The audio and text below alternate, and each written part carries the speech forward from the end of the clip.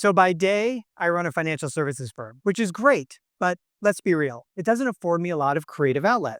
So to scratch my creative itch, I decided in 2021 that I was going to jump on TikTok and create my own channel. I thought the stock market was volatile, and then I saw some of the comments on my TikToks. Shut up. This is horrible. Yikes. Oof, stay in your lane, Gramps. Just give up. Nice hair, pal. Trolls. If you had asked me before I started my TikTok journey, I would have told you that a troll was a gremlin-like creature from a fiction novel. Fast forward to about 100,000 followers, and I was abruptly introduced to this new type of troll. Being new to this, I asked other influencers, what do you do about these troll comments? And they said nothing. Don't respond. It only fuels the fire. So I took their advice and I listened to them for a little while. But then I realized I'm just not a step over the trash kind of guy. And not responding just felt incomplete, like one hand clapping. So I had to do something. So what I do? I did what any 50-year-old Gen X balding dad that can't sing would do. I decided I was going to take those troll comments and stitch them together into my first ever rap song. And I posted it on TikTok. My Gen Z kids were super supportive, but it turns out it did really well. So well that it called for a couple of rap sequels. Cringe Dad 1, Kids 0. It was fun. It was a great way to turn troll hate into follower love. And as I built my visual brand of storytelling on TikTok and got to hundreds of thousands of followers, I learned to just enjoy and make troll comments part of my everyday online life. And I didn't think much about it until one day when I received this comment. If I was a grown man with that voice, I would never speak. This wasn't like the other comments because this troll was attacking my voice, something I could never change even if I wanted to. This would make most people self-conscious at the least and self-loathing at the worst each and every time they spoke. This was not okay. I need to let this troll know you can't do this, not just on my channel, but on anybody else's for that matter. Oh, I was going to retaliate. And to arm myself, I was going to go to their profile and find out what kind of awful human being could compose such rancid words. Oh, I found out. I went to this troll's profile. And what I found out is that this troll was a mother with 2 young boys and had a link on her profile to a nonprofit that supported mental wellness and suicide prevention. What? How could this be true? I couldn't make any sense of it. And I started to think to myself, are humans just cruel by nature? Little armchair research turns up that no, humans are not cruel by nature. In fact, if you go back to Charles Darwin's books from 1871, he advocates that humans are sympathetic creatures first and foremost. Sympathy, this virtue, one of the noblest with which man is endowed. He argued that our sympathy promotes kindness, care for ourselves, care for others, and our ability to survive and thrive. In fact, remember that phrase, survival of the fittest? That wasn't even Darwin's phrase. Somebody else coined that. If you read Charles Darwin's works, you're more inclined to think that he might have actually dubbed this survival of the kindest instead. Although, I do have to wonder, would Charles Darwin have thought differently if he was a social media influencer in today's age? I guess we'll never know. So, if humans are truly pre-inclined to be kind, why is all this trolling happening? A little more research turned up this, the online disinhibition effect. Research that shows that in cyberspace, people will say and do things that they wouldn't do in the face-to-face world. This research cited 6 exceedingly high syllable count reasons for it, but really just fancy words for feeling anonymous and disconnected from consequence. You don't know who I am. I'm not going to be there when you read my comment, so I can say and do whatever I want. It turns out this is kind of true IRL, in real life. Yeah. So imagine you're driving along and somebody comes in front of you and they're driving really slow, blocking you from getting to where you want to go. And you lay on your horn to express your dissatisfaction and impatience.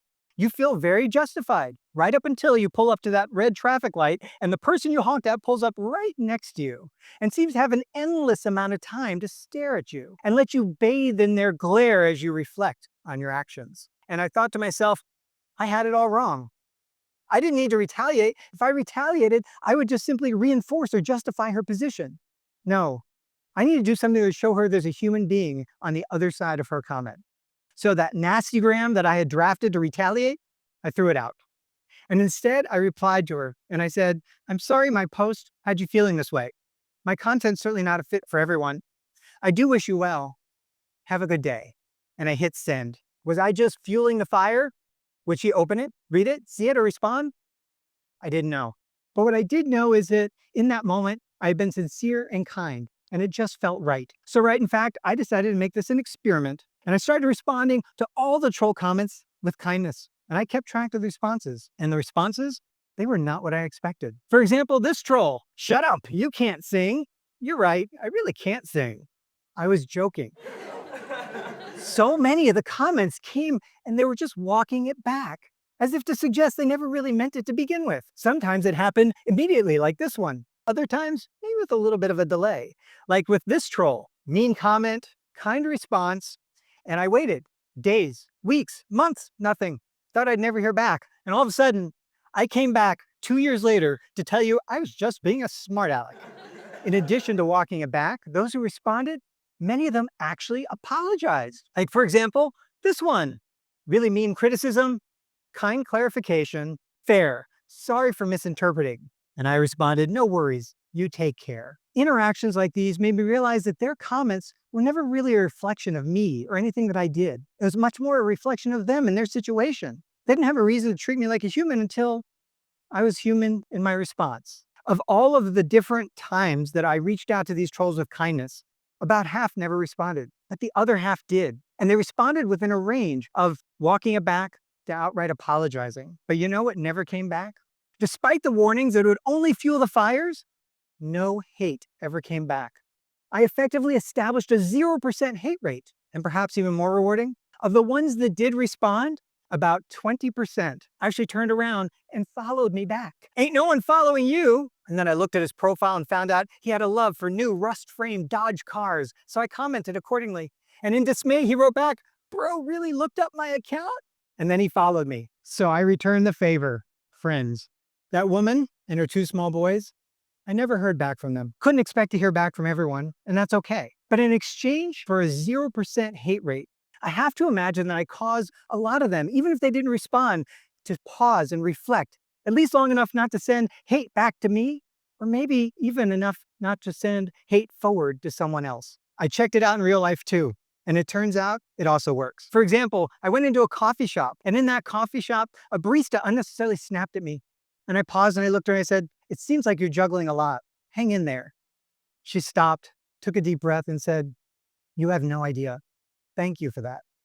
Or another time I was on the phone with a customer service rep who's agitated. And I said, "Gosh, you must get calls from upset people all day long. That's got to be really hard. I appreciate your help." All of a sudden, his agitation evaporated. And instead, he became an advocate, trying to help me to get to what it is I wanted.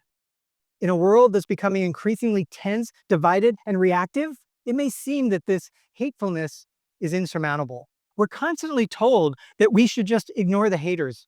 Or we're told maybe fight fire with fire. But it turns out that there's a third, very simple path, and it's small acts of kindness, especially when they feel least deserved. No, it does not fuel the fire. If anything, it actually has a chance to extinguish the fire. One small drop of water? Maybe. But together we can produce a flood of unexpected kindness, reminding all of us who are meant to be at our very best. Thank you.